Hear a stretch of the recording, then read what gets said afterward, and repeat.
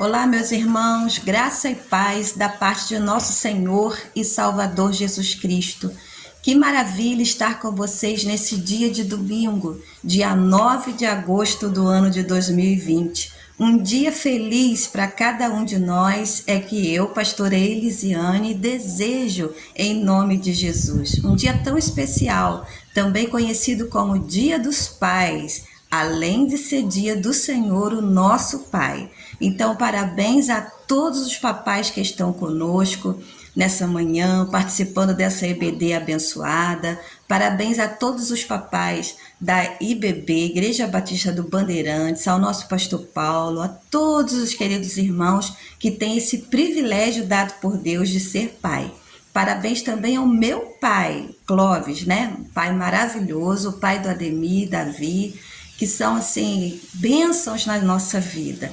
Queridos, nessa manhã de domingo, nós nos encontramos para estudar a palavra de Deus. E como eu disse já aos irmãos algumas vezes, esse legado de amar tanto a EBD, de valorizar tanto a escola bíblica dominical, me foi deixado pelos meus pais, né, como herança. Meu pai e minha mãe são professores de EBD há mais de 50 anos. E isso me dá-se muita alegria em seguir os passos dos meus pais, do meu pai.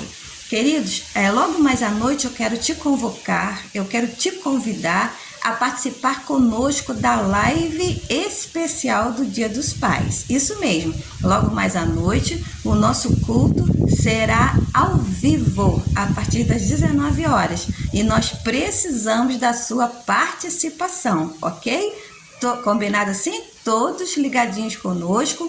Em nome de Jesus, vamos dar início ao nosso culto às 19 horas. Oração e ação. Convide a sua família, convide a seu pai para participar conosco. E você que é pai, convide os seus filhos para participarem conosco dessa live especial do Dia dos Pais. Então vamos à nossa lição da EBD nesse domingo, dia 9 de agosto. Lição de número 6 da nossa revista. Quem está aí, né, com ela em mãos, quem não está, abra o seu celular na sua revista virtual. Também de posse da Bíblia, né? Sempre em mãos, e eu sempre gosto de ter uma caneta também para fazer as nossas anotações, né? De assuntos assim tão privilegiados, nós precisamos anotar coisas do nosso interesse. Lição de número 6 da nossa revista tem o tema Ainda não é o fim. Tema da nossa lição de hoje, Ainda não é o fim. E ela foi escrita pelo pastor, né? Washington Roberto Nascimento, da Igreja Batista em Sião.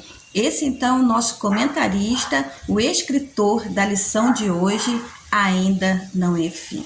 Abra sua Bíblia, por favor, em Marcos, capítulo 13. Deixe sua Bíblia aberta, porque esse é o texto que nós vamos estar meditando nessa manhã. Espero eu que sejam rápidas palavras, apesar de ser um assunto bastante teológico. Marcos, capítulo 13, é o texto que nós vamos estar estudando nessa manhã. E eu vou estar lendo agora o versículo de 1 ao 3 e depois o 26. Mas depois, junto com vocês, muitos outros versículos. Marcos 13, de 1 a 3, diz o seguinte, a palavra do nosso Deus. O sinal do fim dos tempos. Quando ele estava saindo do templo, um de seus discípulos lhe disse: Olha, mestre, que pedras enormes, que construções magníficas. Você está vendo todas essas grandes construções? Perguntou Jesus. Aqui não ficará pedra sobre pedra, serão todas derrubadas. Versículo de número 3.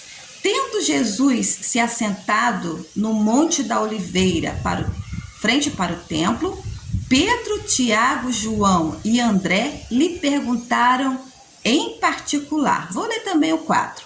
Dize-nos quando acontecerão essas coisas e qual será o sinal que tudo isso está prestes a cumprir-se.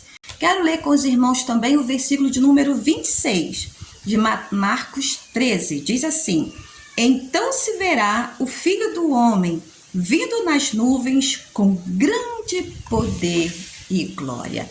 Aleluia! Esse texto, então, que nós estamos estudando agora, essa lição agora, é um assunto escatológico, que tem a ver com o fim dos tempos, os sinais que predeceriam a vinda de Jesus Cristo a essa terra, o seu retorno. Mas fiquemos, bem atentos para entender que esse texto, Jesus estava conversando com os seus discípulos um pouco antes da sua morte. Então, Jesus estava orientando aos seus discípulos para coisas que iriam acontecer muito em breve, quando ele seria morto e crucificado. A intenção de Jesus, então, era preparar os seus discípulos para acontecimentos futuros, que aconteceriam ali bem pertinho deles, naquele tempo. Ele seria morto e crucificado, mas Jesus estava mostrando também coisas que aconteceriam em uma data longa, uma data distante, uma data mais à frente, que seria o fim dos tempos. Nós estamos vendo aqui, então, Jesus sendo chamado a atenção por um dos seus discípulos, porque eles estavam em Jerusalém, estavam ali saindo do templo de Jerusalém, que era uma obra suntuosa, linda, magnífica. E um dos discípulos de Jesus chama a atenção de Jesus perguntando: mestre, olha que coisa mais linda!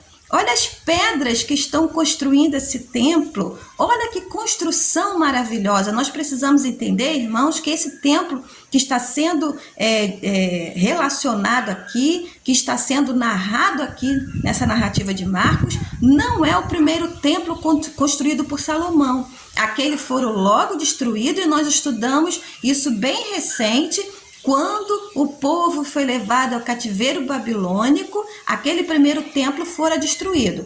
Porém, nós estamos falando agora no segundo templo, aquele que foi reconstruído 6 séculos antes de Jesus Cristo vir ao mundo. Ele foi reconstruído e foi reformado logo depois no período persa, Ele foi reconstruído. Ele foi reconstruído no período persa, 6 séculos antes de Jesus Cristo, e remodelado por Herodes 1 século antes de Jesus Cristo. É sobre esse templo que nós estamos conversando. O segundo templo, então, que fora reconstruído ali em Jerusalém. Mas não perdiem nada para o primeiro na questão da sua magnitude e da sua lindeza. Queridos, nós vimos no versículo de número 2 de Marcos 13, que um dos discípulos ele fica maravilhado. Você está vendo todas essas grandes construções? Perguntou Jesus. Aqui não ficará pedra sobre pedra. É o que Jesus responde à perplexidade do seu discípulo, que foi narrado no versículo de número 1. O seu discípulo fica maravilhado, perplexo com a lindeza, com a magnitude do templo. E Jesus Cristo diz: está vendo essa bela construção, como você disse, com essas pedras maravilhosas? Não ficará pedra sobre pedra, mas tudo será destruído. Jesus fala então, queridos, uma palavra profética. Jesus ali lança uma palavra profética dizendo que o templo de Jerusalém ele seria destruído novamente. Ora, o que eu e você precisamos saber nessa manhã é que essa palavra de Jesus já foi cumprida. E ela foi cumprida bem perto deles. No ano 70 depois de Cristo, o templo de Jerusalém foi destruído como Jesus predisse. No tempo do imperador Tito, ele veio a Jerusalém e destruiu o templo de Jerusalém, e realmente não ficou pedra sobre pedra, conforme Jesus tinha dito aos seus discípulos. Queridos, por mais bonito que fosse, por mais lindo que fosse, por mais suntuoso que fosse, por mais bem construído que fosse, a palavra de Jesus, ela sempre se cumpre. E o templo veio abaixo. Por quê, queridos? Tanto no primeiro caso, quando do templo lá em Jerusalém no período dos profetas Isaías, quando o povo foi para o cativeiro, quanto agora, havia uma grande idolatria ao redor da figura do templo. Pessoas ficavam idolatrando o templo como se ele fosse alguma coisa sagrada. Então, queridos, na primeira vez e na segunda vez, Jesus Cristo e nosso Deus mostra ao povo de Israel que templo é só pedra, templo é só tijolo. O que realmente faz uma vida cristã fortalecida não é o templo. Eu tenho dito aos queridos irmãos em nossas ministrações, mas sim um relacionamento com Deus, com muita prioridade, com muita proximidade, é que faz com que o nosso relacionamento com o Senhor, que nos traz paz e segurança. Não podemos idolatrar o templo. Devemos amá-lo, ver que foi algo assim construído com muito esforço dos irmãos, né? Eu sei disso, mas o templo é só o templo. E como nós, irmãos, estamos sendo trabalhados nessa questão na pandemia, estamos ausentes do templo, mas Jesus Cristo não está ausente de nós. Cristianismo não é templo, cristianismo é relacionamento. Nos encontramos no templo para dar testemunho do nosso relacionamento com o Senhor, mas o templo em si não é a causa dessa intimidade e dessa proximidade com o nosso Deus. Fato é, os discípulos ficaram impressionados, porém, nenhum lugar de culto, como diz aqui o nosso pastor Austin, nosso comentarista, nenhum ritual religioso, nenhum calendário eclesiástico poderá substituir o nosso relacionamento pessoal com Deus, marcado por um coração quebrantado e contrito. É o que nós temos conversado, irmãos. É isso que nós precisamos buscar. Intimidade, proximidade com o nosso Deus. É isso que faz um cristianismo autêntico. Queridos, fato é que diante da perplexidade dos seus discípulos, Jesus Cristo, então, ele passa nesse texto que nós acabamos de ler, nesse contexto, a dar algumas orientações aos seus discípulos para os anos que viriam à frente, para o tempo que viria à frente, como eles deveriam enfrentar, como eles deveriam se comportar. E quando eu digo discípulos, não são apenas os 12, mas cada um de nós que somos discípulos de Jesus estamos inseridos nesse plano e nesse propósito de Jesus. Portanto, precisamos aprender os ensinamentos de Marcos capítulo 13 ou de Mateus 24, que falam tudo sobre o mesmo assunto.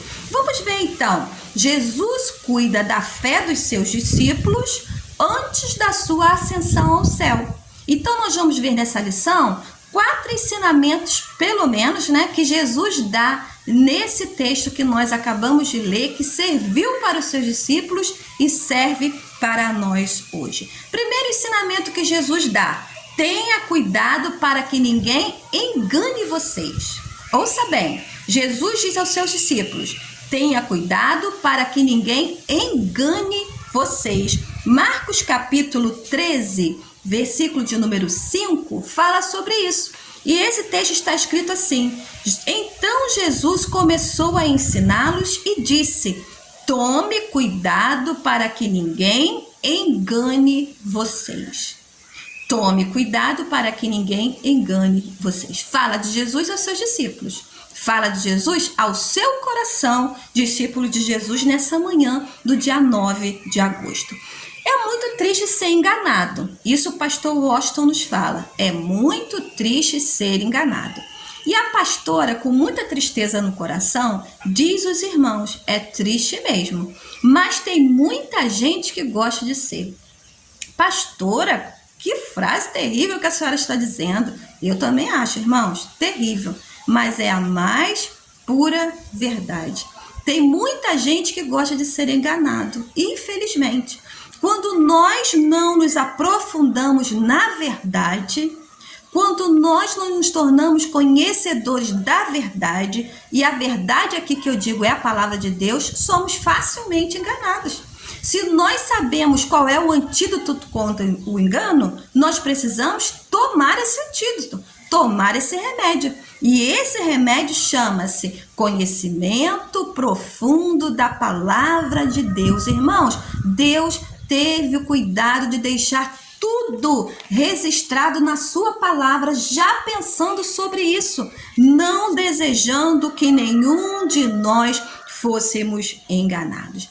A primeira coisa que eu gostaria de esclarecer aos irmãos quanto a esse engano é o seguinte: à luz da Bíblia, preste atenção, irmãos, que essa afirmativa ela é importantíssima. Não é para assustar ninguém, mas é apenas para desmistificar muita coisa. À luz da Bíblia, ouça bem, da Bíblia, o período conhecido como últimos dias teve o seu início quando Jesus ascendeu aos céus. Vou repetir. À luz da Bíblia, o período conhecido como últimos dias ou princípio das dores teve início quando Jesus ascendeu ao céu. O que é isso, pastor? Ascendeu? Quando ele subiu ao céu, irmãos, depois da sua ressurreição. Ali teve início o princípio das dores. Ainda hoje é comum a gente ver pessoas, irmãos, cristãos, dizendo a seguinte frase quando houve uma coisa acontecendo. Houve um terremoto, houve uma guerra, um filho matou o pai, a peste surgiu, a pandemia. Mas isso é apenas o princípio das dores. Irmãos, preste atenção. O princípio das dores começou lá, quando o nosso Jesus morreu, quando o nosso Jesus ressuscitou, quando ele foi ao céu, ali começou o princípio das dores. Pastora, como você pode afirmar isso? Eu posso até afirmar no texto que a gente acabou de ler, de Marcos capítulo 13. Ele não disse que não ficaria pedra sobre pedra? E lá atrás, irmãos, essa profecia já foi cumprida no ano 70 depois de Cristo. Então é algo muito antigo. Quando Jesus subiu ao céu, ali iniciou-se o princípio das dores.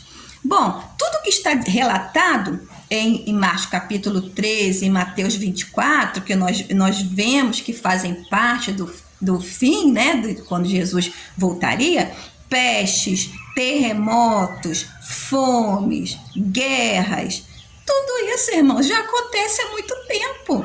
Às vezes a gente fala com isso como se fosse um acontecimento futuro, mas isso já está acontecendo há muito tempo, porque o princípio das dores é algo antigo. Essa palavra princípio das dores eu estou referindo a Marcos capítulo 13, versículo 8.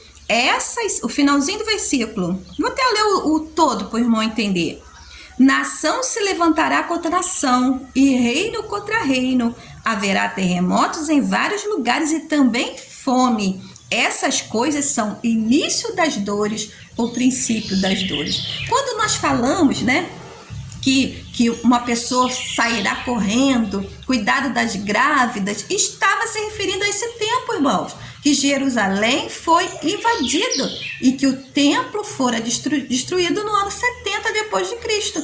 Ou seja, uma profecia já cumprida. Pastor, então eu já estou apavorada. Quer dizer que Jesus está voltando mesmo? Sim, irmãos, Jesus está voltando mesmo. Começamos o princípio das dores com a ascensão de Jesus e daquele momento até hoje, dia 9 de agosto do ano 2020, nós estamos aguardando a vinda de Jesus, que pode acontecer a qualquer momento, porque a maioria das profecias, maioria absoluta das profecias já aconteceram. A Bíblia é verdadeira, e se ela é verdadeira, e se ela é de Jesus, a palavra, ela se cumpre. Mas segura aí, não fica apavorado não, tá bom? Nós não podemos precipitar em marcar data. Se eu fizer isso, irmãos, eu serei uma falsa profetisa. Nós não podemos marcar data para quando Jesus virá. Não podemos. Daqui a pouco eu vou ler um versículo base com vocês para essa afirmativa. Mas todos nós temos que nos preparar, isso é fato. Quando alguém fala para outro assim, isso é apenas o princípio das dores, dá a impressão para outra pessoa que ele tem muito tempo para se preparar. Isso não é verdade. Jesus está às portas para buscar a sua noiva. Então não temos esse tempo absoluto que muitos acham que tem. Tópico 2 da nossa lição disse assim: tem cuidado na hora do sofrimento. Tenham cuidado na hora do sofrimento. Marcos 13:9 diz assim: vocês precisam ter cuidado, porque serão presos e levados aos tribunais e serão chicoteados nas sinagogas. Por serem meus seguidores, vocês serão levados aos governadores, aos reis para serem julgados e falarão a eles sobre o evangelho. Queridos, tenham cuidado na hora do sofrimento. Nós precisamos entender que a Bíblia ela ensina que é impossível uma vida sem sofrimento. Essa palavra que Jesus deu aqui aos discípulos, ela começou a acontecer na igreja primitiva em Atos. Nós vimos, irmãos, quantos dos discípulos de Jesus realmente foram levados aos tribunais, foram cerrados ao meio, foram enforcados como o apóstolo Pedro, tiveram mortes terríveis. Lê Hebreus 11, lá está relatado na Galeria da Fé o quantos discípulos padeceram, né, e sofreram e tiveram mortes terríveis por amor ao evangelho. Então essa profecia começou lá atrás e ela acontece até hoje. Em tantas partes do mundo, discípulos de Jesus estão sendo realmente tendo vivido uma vida de sofrimento, de angústia, de perseguição, né? Por amor a Cristo, por amor ao evangelho, espalhados por todo o mundo. A história da igreja perseguida de junta de missões mundiais que está espalhada pelo mundo, irmãos, é terrível. Então, esse fato também já está acontecendo desde aquela época até hoje, quando nós estamos aguardando o momento do fim. Mas fato é que um dos sinais do retorno de Jesus Cristo seria a apostasia, o aumento da apostasia. O que é apostasia, pastora? O abandono da fé. Muitas pessoas que serviam a Jesus abandonando a sua fé. E uma das causas do abandono da fé é o sofrimento. Pessoas que não sabem lidar com o sofrimento têm a tendência de abandonar a Cristo, abandonar Jesus Cristo, porque não entendem que isso está intrínseco, isso faz parte da vida. Todo tipo de sofrimento, irmãos, faz parte da vida. E nós não estamos isentos de sofrer nesse mundo. Tenhamos cuidado, irmãos, para que o sofrimento não nos afaste de Jesus, não nos faça apostatar da nossa fé. Precisamos estar prontos e preparados para Jesus Cristo e Ele está voltando. Pastor, é possível vencer o sofrimento? É sim. É possível vencer o sofrimento. Como? Estando cheio do Espírito Santo. Irmãos, é Ele que nos capacita a vencer. Foi Ele que capacitou Estevão na hora do seu apedrejamento, está olhando para o céu e vendo Jesus Cristo já esperando por Ele na eternidade. Nós precisamos estar cheios do Espírito Santo, como diz esse capítulo 13 de Marcos, versículo 11. É o Espírito Santo que fala por nós. Não serão vocês que estarão falando, mas o Espírito Santo. É Ele que nos capacita a viver, a passar pelo sofrimento com fé. Então nós não podemos viver a parte do Espírito Santo. Jesus, quando deixou, eu oro sempre ao Senhor Jesus, agradecendo pela presença do Espírito Santo, eu digo isso: Deus me deu Jesus de presente e Jesus me deu o Espírito Santo de presente, porque Jesus sabia que eu, sem o Espírito Santo, não sobreviveria a esse tempo que nós estamos vivendo. Então o Espírito Santo, irmãos, é um presente de Jesus. É Jesus presente conosco. O tópico 3 da nossa lição diz o seguinte: tenham cuidado de aprender e saber o que o texto bíblico ensina. Tenham cuidado de aprender e saber o que o texto bíblico ensina, o que a palavra ensina. Versículo 28 e 29. 28 e 29 de Marcos 13 diz assim: aprendam, pois, a parábola da figueira. Assim também, quando vier a acontecer essas coisas, saibam que o tempo está perto.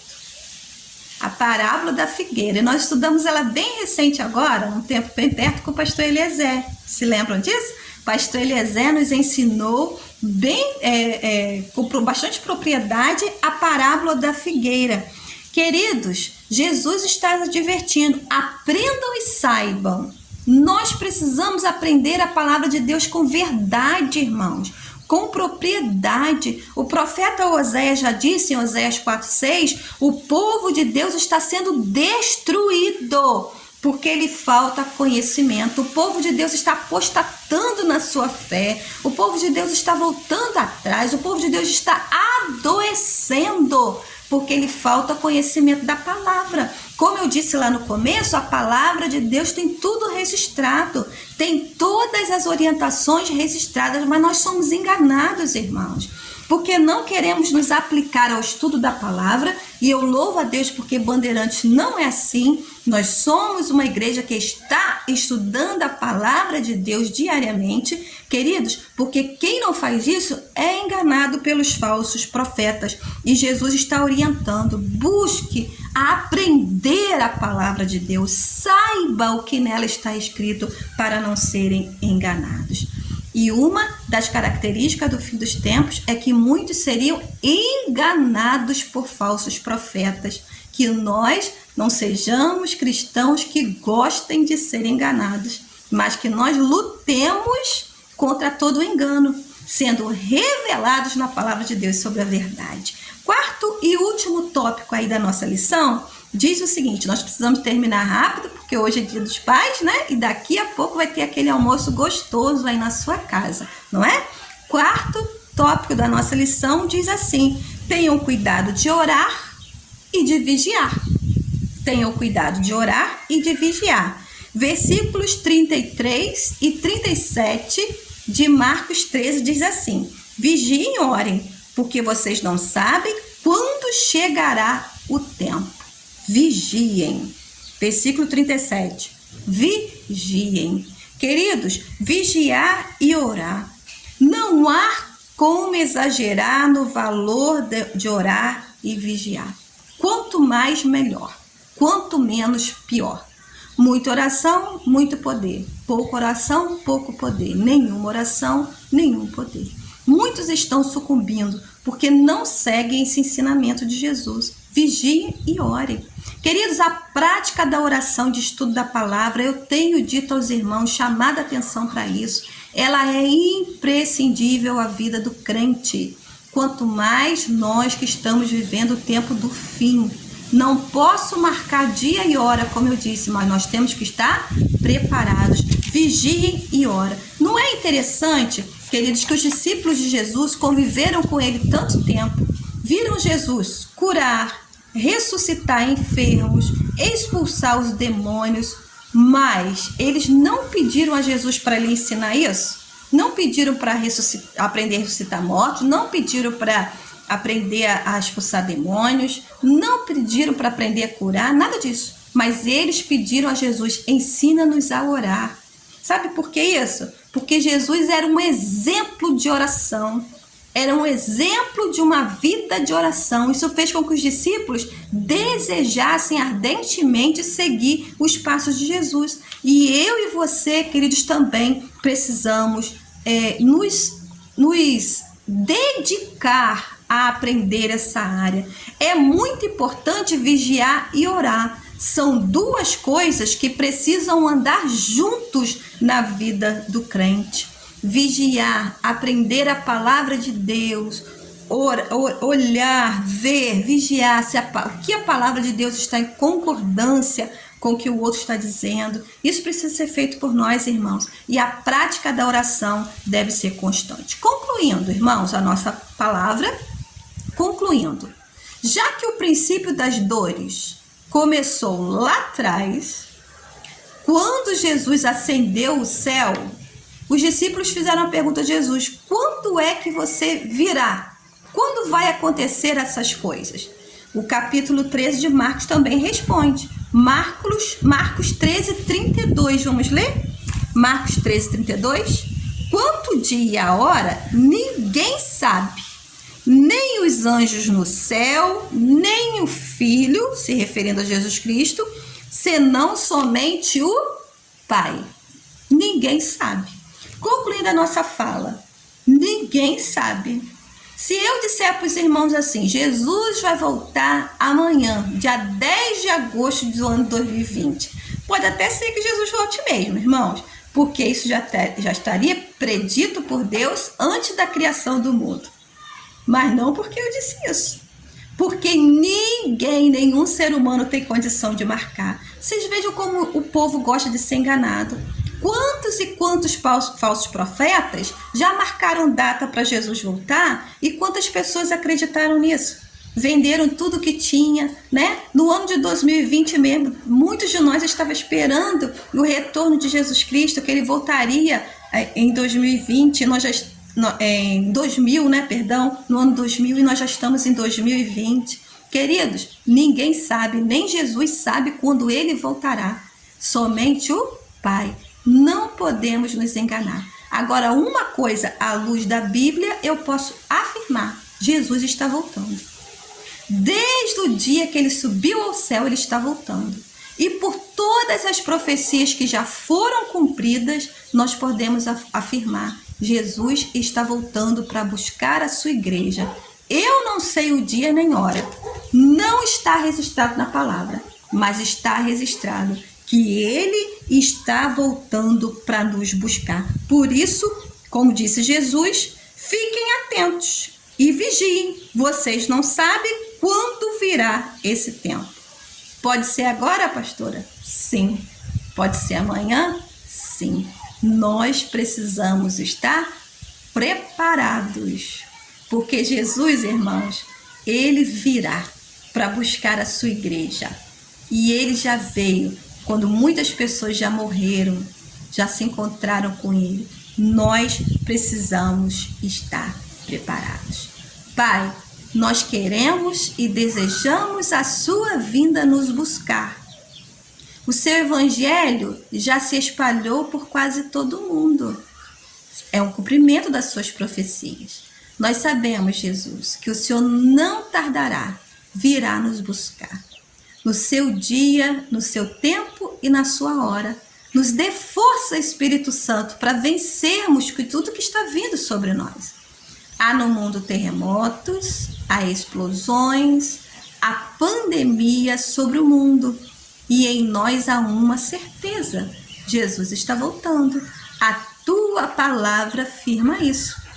Traga calma, coragem, traga aos nossos corações a certeza que todas as suas profecias serão cumpridas, porque a sua palavra não volta atrás. Dá-nos, ó Deus, nesse dia, convicção da nossa salvação, e que o Senhor pode nos buscar a qualquer dia e a qualquer hora, porque estamos vigiando, orando e estamos preparados. Pai, abençoa todos os pais nessa manhã, todos os pais da nossa igreja, do nosso bairro, Tanguá, Brasil e mundo, que sejam fortalecidos na força do teu poder. Oramos assim, ó Deus, agradecidos em nome de Jesus. Amém. Amém. Que Deus te abençoe, meu querido e minha querida, e até logo mais com a nossa live especial do Dia dos Pais, às 19 horas, se Deus assim permitir. Vamos cantar?